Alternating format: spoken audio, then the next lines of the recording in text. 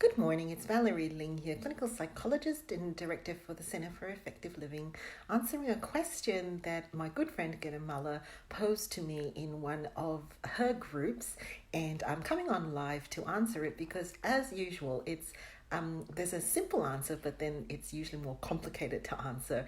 And her question was, how long does it actually really take to recover from burnout? So here is the short answer. The short answer is, if you get in early enough, it doesn't take very long, but it's not going to be a week. I find that the simplest parallel to think of is, funnily enough, your dental situation, right?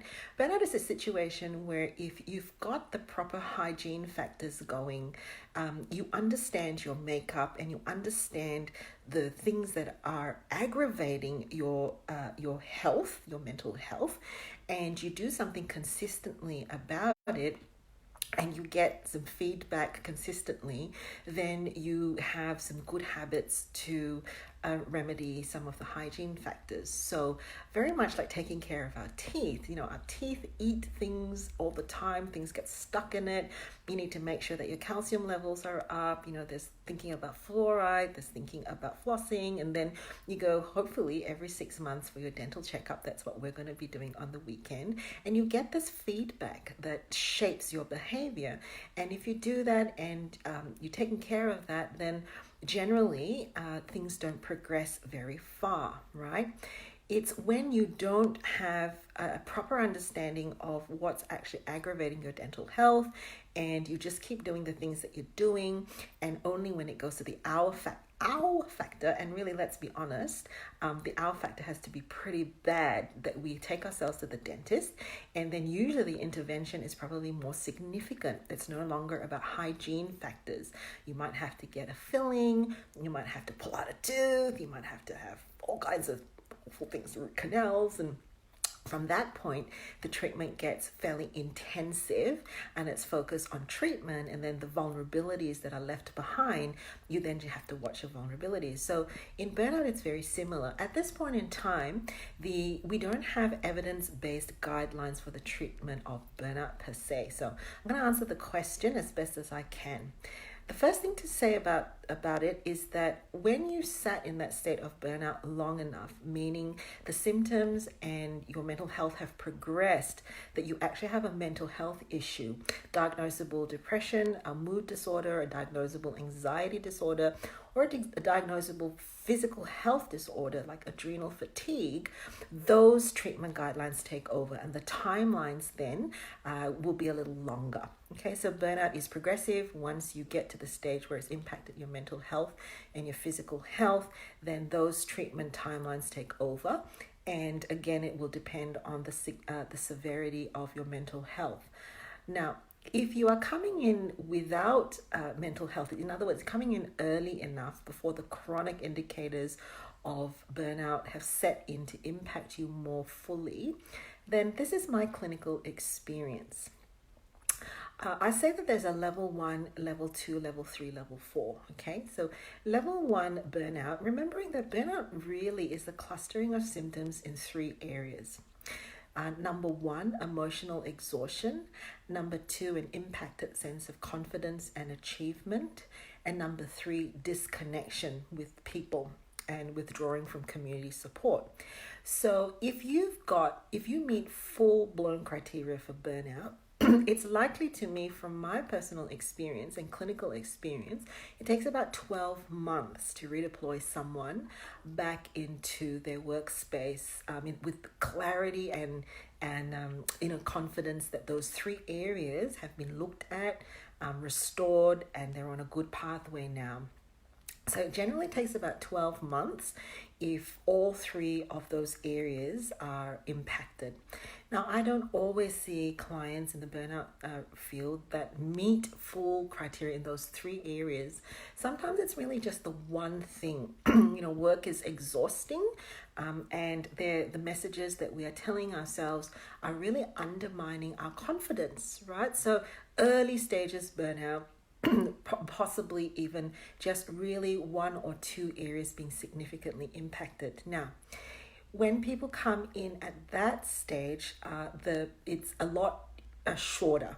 the time that people stay with me, because it's more the coaching phase space that we're in. And so if you come in to see me, and this is why it's really important to have someone who understands burnout work with you. The remedy for burnout and burnout prevention and early stages of burnout is quite different from the way that we would treat prolonged stress, depression, and anxiety. So yes, rest is important, but we very quickly get to working on which area of the burnout cluster is the most impacted, and we work significantly there. It's a little bit like, if you're an airplane, if you've got two wings, a nose, and the tail, right? You could work on all four areas, but maybe one part of the airplane anatomy, if you like, is more impacted than the other, and you'd waste a lot of time actually working on all those areas. But if you know that the main misalignment is in the tail and you work specifically on the tail, right, liftoff happens a lot faster. Okay, so when we work in burnout, typically my clinical experience is the first is like a mental health first aid approach. The first month, 6 weeks is about really restoring rest, reconnecting people with their natural resources.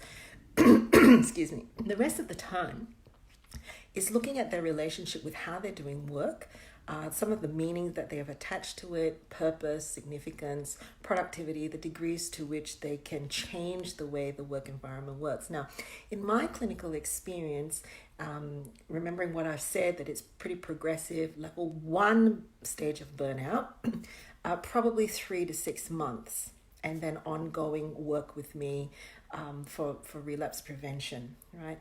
And in that 3 to 6 months, it's really important to actually target the specific area where the burnout leaks are happening.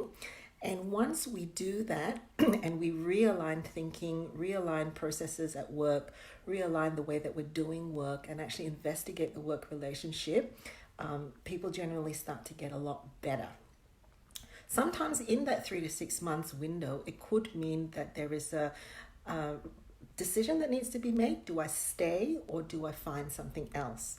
And that in and of itself is a really important question to address. Very often I get people coming in to see me with that being the first question on their mind. I just need to make a decision, Valerie, in the next 2 weeks whether I stay or leave in the job. And that's not the best time to make those decisions, because you are still in a reactive phase. Imagine if you came in like with a toothache, and they say to you, I just need to make the decision right now whether I can eat chocolate or whether I can eat a heavy biscuit. And it's like, well, it really depends. We have to investigate and see what got you there in the first place. The first thing to do is to soothe that toothache, right? Is to figure out how we can get the soothing mechanism going. Now, once that's done, a combination of rest and a few other things that we do, then when you're in a less reactive, agitated, distressed state, then you ask those questions by actually looking at the alignment between yourself and your work, your alignment between your self-organization and all of those things,